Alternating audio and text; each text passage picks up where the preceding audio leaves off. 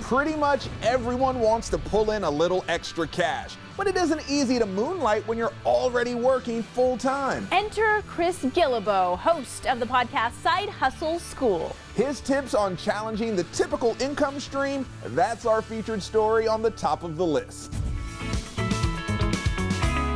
No matter what you do, you shouldn't be living for work. Pretty much from age 19, which is more than 20 years now, I've always worked for myself. And Chris Guillebeau has become the master at making work fit his life. Done a random collection of projects, done a lot of different stuff. I was an aid worker for 4 years in West Africa. Eventually I started a blog. I had a project of going to every country in the world. He's also the author of the new book, 100 Side Hustles, and the host of the podcast, Side Hustle School, and now he's sharing the secrets behind his own success.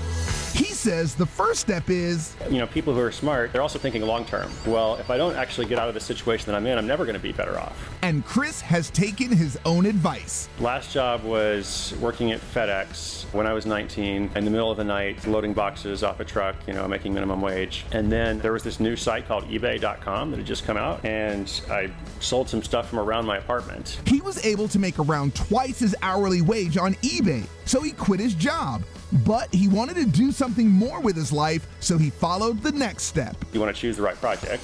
Chris says that you gotta take a chance to find out what works for you. So he started a blog, which led to his podcast. People that are successful in this world, they try something for a while, they see how it goes, they adapt. They might actually just give up on that project completely and then choose something different. And there's a difference between a side hustle and a part-time job. A side hustle is truly an income-generating project that you have some autonomy over that could potentially become an asset. So notice what that is not. That is not driving for Uber, Lyft, anything like that. It's not the gig economy. It's not anything else that's on somebody else's platform.